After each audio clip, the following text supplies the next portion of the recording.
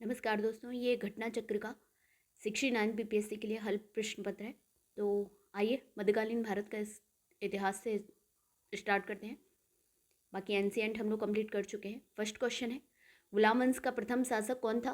तो कुतुबुद्दीन ऐबक था गुलाम वंश का प्रथम शासक। जब मोहम्मद गौरी जा चुका था तो उसने जो अपना जीता हुआ क्षेत्र था, शासन था, वो कुतुबुद्दीन ऐबक के हवाले, अपना गुलाम था जो, उसके हवाले करके और चला गया था।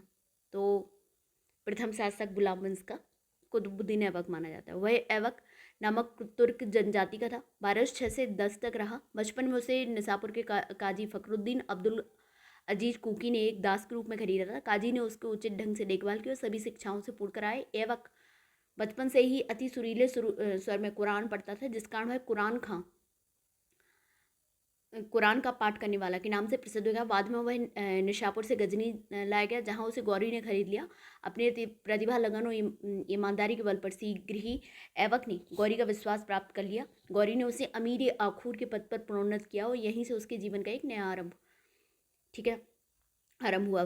जून 1206 में यद्यपि उसने अपना राज्याभिषेक गौरी की मृत्यु के 3 माह पश्चात जून 1206 में कराया था, ऐबक ने कभी सुल्तान की उपाधि धारण नहीं की। ठीक है, उसने केवल मलिक सिपहसालार की पदवियों से ही अपने को संतुष्ट रखा। गौरी के उत्तराधिकारी गयासुद्दीन द्वारा मुक्ति पत्र प्राप्त करने के बाद नियमपूर्वक 1208 ईस्वी में ऐबक को दासता से मुक्ति मिल गई है। ठीक है, नेक्स्ट है, कुतुबुद्दीन ऐबक की राजधानी थी, तो राजधानी लाहौर थी। ठीक है, 2.5 दिन का झोपड़ा क्या है? तो यह एक मस्जिद है। अपनी उदारता के कारण कुतुबुद्दीन ऐबक इतना अधिक दान करता था कि उसे लाख वक्स के नाम से भी पुकारा गया। फरिश्ता ने लिखा है कि यदि व्यक्ति किसी की दानशीलता की प्रशंसा करते थे तो उसे अपने युग का ऐबक पुकारते थे।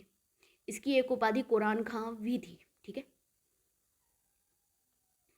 साहित्य से अनुराग था और तत्कालीन विद्वान हसन निज़ामी और फ़क्र ए मुदब्बिर को उसका संरक्षण प्राप्त था। कौन कौन? निज़ामी और फ़क्र मुदब्बिर। उन्होंने ऐबक को अपने ग्रंथ समर्पित किए थे। हसन निज़ामी ने ताज उल मासिर किसका है? हसन निज़ामी का है। ऐबक ने दिल्ली में कुब्बत उल इस्लाम और अजमेर में 2.5 दिन का झोपड़ा नामक मस्जिदों का निर्माण कराया था। उसने दिल्ली में स्थित कुतुब मीनार का निर्माण कार्य प्रारंभ किया, जिसे इल्तुतमिश ने पूरा करवाया। फिर बाद में फिरोज शाह तुगलक ने मरम्मत भी करवाई थी। ठीक है, कुतुब मीनार किसके द्वारा पूरा किया गया था? इल्तुतमिश, कुतुबुद्दीन ऐबक, उलूग खां, रजिया सुल्तान। तो एक से अधिक हो जाएगा। ठीक है, किसके द्वारा पूरा किया गया था? इल्तुतमिश। ठीक है, पूरा किया गया पूछ रहा है, तो स्टार्टिंग नहीं पूछ रहा है, तो इल्तुतमिश हो जाएगा। भारत में मोहम्मद गौरी ने किसको प्रथम अख्ता प्रदान किया था? तो अख्ता एकता, तो ये कुतुबुद्दीन ऐबक को प्रदान किया था। गौरी की विजयों के बाद शीघ्र ही उत्तर भारत में अख्ता प्रथा स्थापित हो गई। गौर ने मोहम्मद गौरी ने कुतुबुद्दीन ऐबक को 1191 ईस्वी में हांसी अख्ता या इख्ता प्रदान किया। 1192 ईस्वी में तराइन के द्वितीय युद्ध में उसने महत्वपूर्ण भूमिका निभाई। इसके कार्यों से प्रसन्न होकर गौरी ने क्रमशः कोहराम और समाना का प्रशासक नियुक्त किया। वस्तुतः 1192 से 1206 ईस्वी तक उसने गौरी के प्रतिनिधि के रूप में उत्तरी भारत में विजित भागों को प्रशासन संभाला था। ठीक है, बिहार का प्रथम मुस्लिम विजेता कौन था? तो बख्तियार खिलजी था प्रथम मुस्लिम विजेता बिहार का। मोहम्मद गौरी के एक साधारण दास इख्तियारुद्दीन मोहम्मद बिन बख्तियार खिलजी ने 1193 ईस्वी से 1202 में मध्य बिहार की विजय की और नालंदा एवं विक्रमशिला बिहार को तहस नहस कर राजधानी उदानपुरी पर कब्जा कर लिया। उसने 1202 से 3 के आसपास बंगाल पर आक्रमण किया।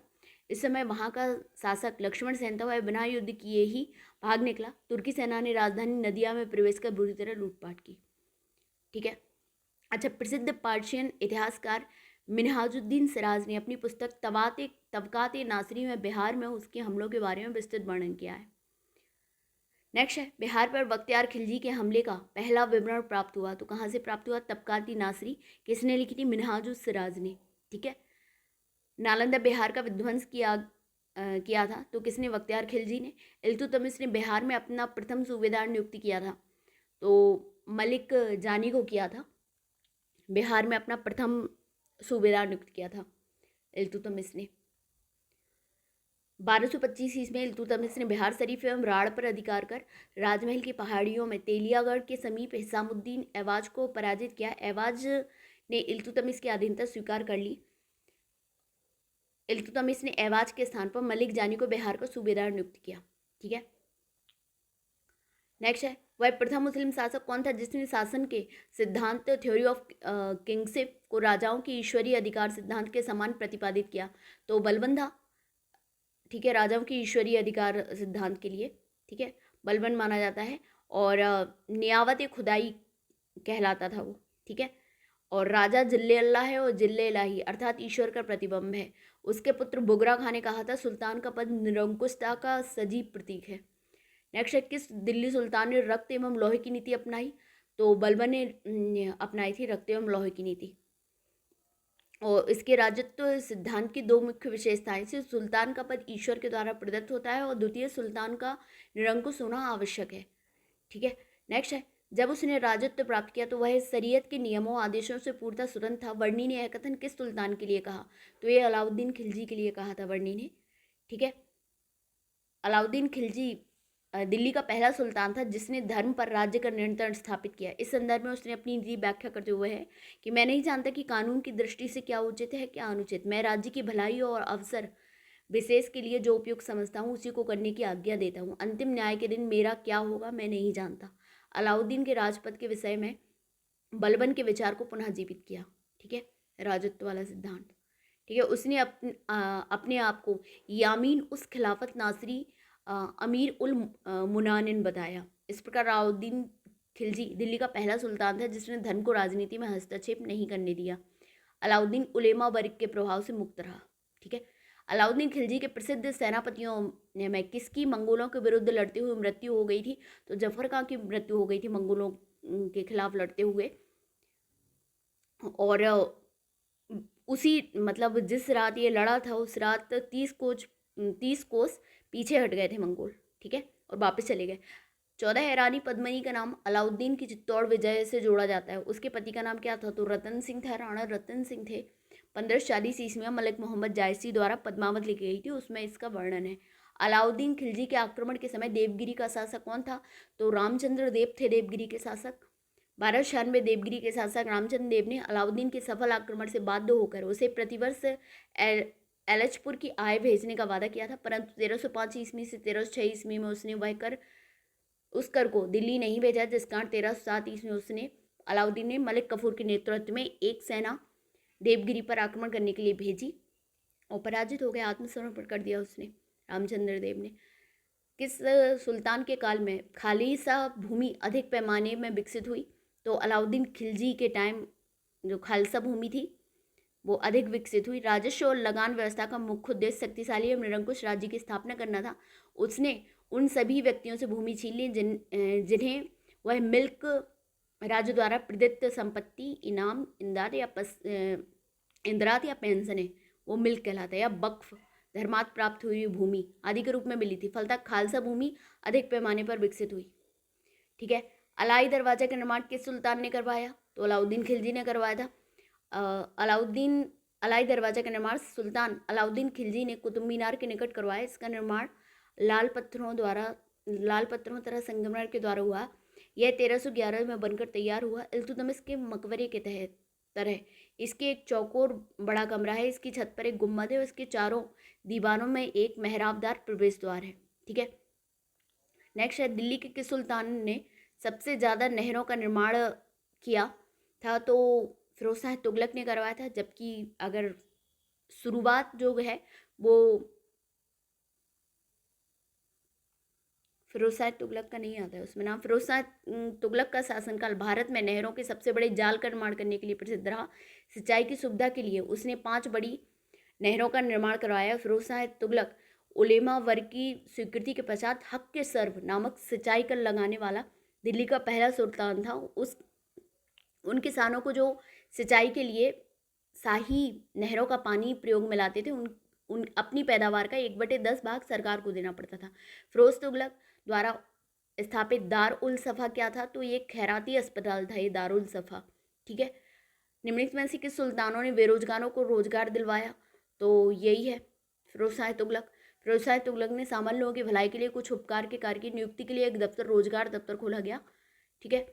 निम्नलिखित में से किस सुल्तान ने दरबार में सबसे अधिक गुलाम थे? तो फिरोज शाह तुगलक के दरबार उसमें थे, और इसने एक पृथक विभाग दीवान बंदगान का गठन किया था इसके लिए, और दासों की शिक्षा का भी पूर्ण ध्यान किया। और प्रत्येक दास को 10 से 100 टंके के बीच वेतन मिलता था। निम्नलिखित में से किस सुल्तान ने फलों की गुणवत्ता सुधारने के लिए उपाय किए? तो फिरोज शाह तुगलक ने। ठीक है। बागवानी में अपनी रुचि के कारण इसने दिल्ली के नगर 1200 नए बाग लगवाए। फारसी यात्री अब्दुल रज्जाक भारत में किस राजा के शासनकाल में आया था? तो अब्दुल रज्जाक देवराय द्वितीय के शासनकाल में आया था, और उसने अपनी यात्रा वृतांत मतला उस सदाइन और या फिर मजब उल बहरीन में देवराय द्वितीय के शासनकाल का वर्णन किया। तैमूर के आक्रमण के बाद भारत में किस वंश का राज्य स्थापित हुआ? तो तैमूर का आक्रमण कब हुआ था? 1398 में। तुगलक शासन को कमजोर कर दिया, और 1412 ईस्वी में नसरुद्दीन की मृत्यु के बाद ही तुगलक वंश का अंत हो गया। फिर उसके बाद 1413 में सरदारों ने दौलत खां को दिल्ली का सुल्तान बनाया, परंतु उसे दौलत खां के सूबेदार खिज्र खां ने पराजित किया। वह तैमूर द्वारा नियुक्त लाहौर का सूबेदार था। तैमूर के आक्रमण के बाद 1414 ईस्वी में दिल्ली पर अधिकार कर सैयद वंश की नींव डाली। निम्नलिखित में से किस सुल्तान ने एक नगर बसाया जहां अब आगरा है? तो सिकंदर लोदी ने बसाया था आगरा। 17 जुलाई 1489 ईस्वी को निजाम का सिकंदर सुल्तान शाह के नाम से सिंहासन में बैठा हुआ ये लोदी वंश का महानतम शासक था। 1504 ईस्वी में सिकंदर लोदी ने राजस्थान के शासकों पर नियंत्रण के उद्देश्य यमुना नदी के किनारे आगरा नामक नवीन नगर बसाया था। ठीक है। डाप का पैमाना इसका गजे सिकंदरी उसी समय प्रारंभ हुआ था, और इसके समय में योग्य व्यक्तियों की एक सूची बनाकर प्रत्येक 6 माह पश्चात उसके सामने प्रस्तुत किया जाती है। शिक्षित और विद्वान था। उसके स्वयं के आदेश से एक आयुर्वेदिक ग्रंथ का फारसी में अनुवाद किया गया जिसका नाम फरहंगे सिकंदरी रखा गया। उसके समय में गायन विद्या का श्रेष्ठ ग्रंथ लज्जत सिकंदरी। सिकंदर लोदी सहनाई सुनने का शौक था। वह गुलरुखी उपनाम से कविताएं लिखता था। ये इम्पोर्टेंट है कि वह किस उपनाम से कविताएं लिखता था? गुलरुखी। विजयनगर साम्राज्य के संस्थापक थे तो हरिहर और बुक्का थे, सी हो जाएगा। 1336 ईस्वी में वो बहमनी का कब हुआ था? 47 में 1300। ठीक है। विजयनगर के उस पहले शासक की पहचान करें जिसने बहमनियों से गोवा को छीना, तो ये हरिहर द्वितीय है। ठीक है। 1377 ईस्वी में, और वह शिव का विरूपाक्ष जो रूप है उसका उपासक था। ठीक है। नेक्स्ट है विजयनगर के राजा कृष्णदेव राय ने गोलकुंडा का युद्ध किस राजा के साथ लड़ा था? कृष्णदेव राय ने गोलकुंडा का तो कुली कुतुब शाह के साथ लड़ा था गोलकुंडा का युद्ध। ठीक है। कृष्णदेव राय और कुतुब शाह के बीच संघर्ष हुआ और कुतुब शाही सेना पराजित हुई थी इसमें। विजयनगर साम्राज्य की वित्तीय व्यवस्था की मुख्य विशेषता क्या थी? तो भू राजस्व। ठीक है। और 1/6 उपज का 1/6 भाग भूमि कर के रूप में वसूल किया जाता है। शिष्ट जो होता है भूमि कर का नाम था उसमें। और केंद्र राजस्व विभाग को 58 या अथवन या अस्थवन कहा जाता था। विजयनगर साम्राज्य का अवशेष कहाँ मिलता है? तो हम्पी में मिलता है, सी हो जाएगा आंसर। दीवाने अर्ज विभाग संबंधित था, तो दीवाने अर्ज रक्षा विभाग से संबंधित था। दीवाने अर्ज अथवा आरिज ममालिक सल्तनत काल में सैन्य विभाग का प्रमुख अधिकारी होता था। अर्ज ममालिक का विभाग ही दीवाने अर्ज कहलाता था। इस विभाग की स्थापना बलबन ने की थी। ठीक है। शिवाजी की राजधानी कहाँ थी? तो रायगढ़ थी। 1674 में शिवाजी ने अपना राज्याभिषेक कराया, छत्रपति की उपाधि धारण की और रायगढ़ को अपनी राजधानी बनाया। उसी युग के महान विद्वान बनारस के पंडित विश्वेश्वर उर्फ गंगा भट्ट ने उन्हें क्षत्रिय घोषित करते हुए अपना राज्याभिषेक कराया। बहमनी राज्य का संस्थापक कौन था? तो अलाउद्दीन हसन गंगू भी कहते थे, इसने किया था। ठीक है। और 1347 में संघर्षपूर्ण हुआ था, और 4 प्रांतों में विभाजित किया था, गुलबर्गा, दौलताबाद, बरार, बीदर। ठीक है। नेक्स्ट है सरंजामी प्रथा किससे संबंधित थी? तो मराठा भू राजस्व प्रथा है ये। ठीक है। और इस काल में उनके निर्वहन के लिए प्रदान की जाती थी जागीरदारों के। निम्नलिखित में से कौन भूमि उत्पाद पर लगने वाले कर को इंगित करता है? भूमि उत्पाद पर लगने वाले कर, तो खराज, उश्र और मुक्तई। ठीक है। खुम्स लूटा हुआ धन था। ठीक है। तो ये कंप्लीट हो गए हैं। बाकी के जो है वो नेक्स्ट वीडियो में करेंगे। धन्यवाद।